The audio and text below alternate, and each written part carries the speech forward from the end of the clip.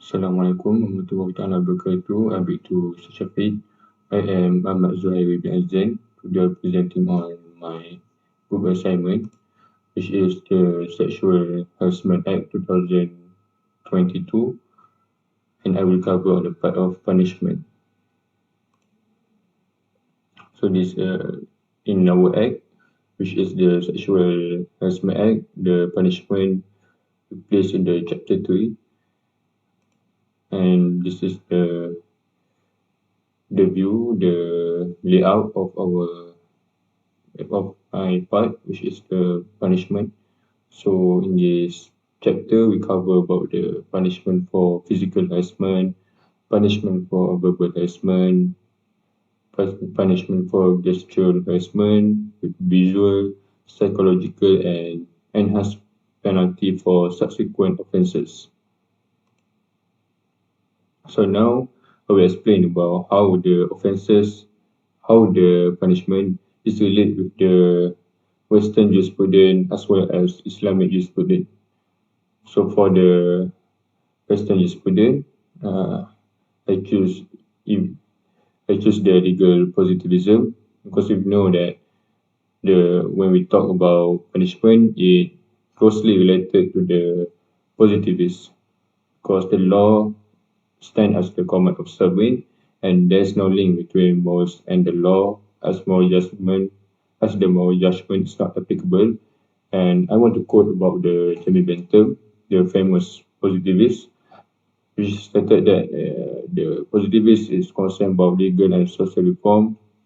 Pleasure or happiness is the only thing that has intrinsic value, and action are right if they promote happiness and wrong if they promote unhappiness, and everyone's happiness counts equally.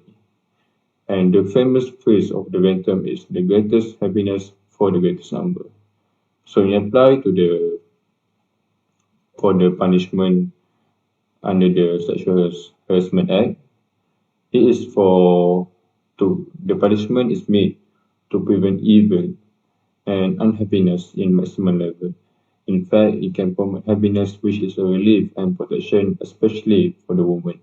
Because we know with the punishment, with the command, then the society will obey it. I will discuss more in the next slide, which is about the John Austin, which he emphasized about the command of the sovereign, and which must consist of command, duty, and sanction. So it's concerned about the power and obedience of the society, and the sanction is heavy to compel the society to obey the law. So in applying to the punishment, under the Sexual Harassment Act, we can see that a man has a command by not injuring a woman, and that a man must obey the law. If the man is obey the law, there is sanction to punish the act. And the punishment of the sexual harassment, which includes imprisonment and fine, which I made it high punishment, is to impose obedience of the society, especially the man, towards the law from doing undesired act or behavior. And I want to emphasize that the reason why the punishment is heavy and sometimes it may be disproportionate, it is the best way to deter the man from undesired behavior. That's why we need the heavy punishment to make the man, especially the man, because the man has ego and they always think that they're right. So we need to compel heavy punishment because I believe that, and I share that it's the best way to deter the man from doing undesired behavior to the woman, especially when it comes to the sexual harassment. So lastly, I want to relate the punishment of the sexual harassment to the Islamic jurisprudence. So we know that the basis of Islamic law is Maqasid Sharia, which is the way of life, the objective of the Islam. So one of the Maqasid Sharia is the protection of dignity. Islam has regulated the relationship between man and woman that must be respectful and responsible to protect their dignity.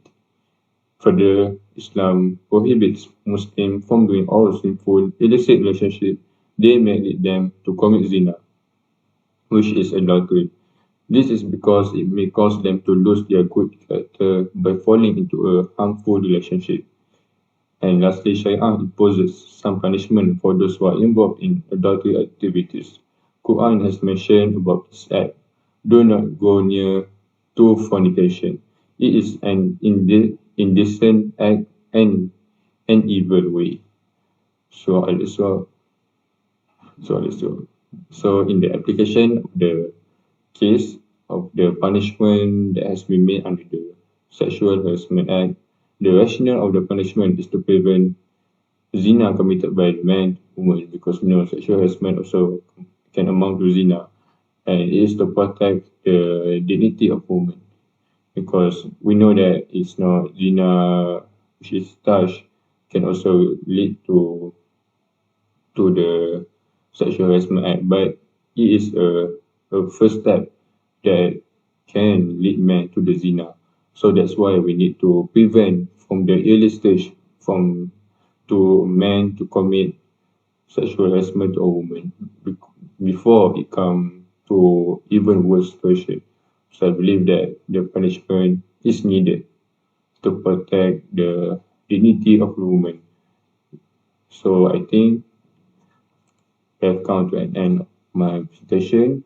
So that's all for me. Thank you and have a nice day.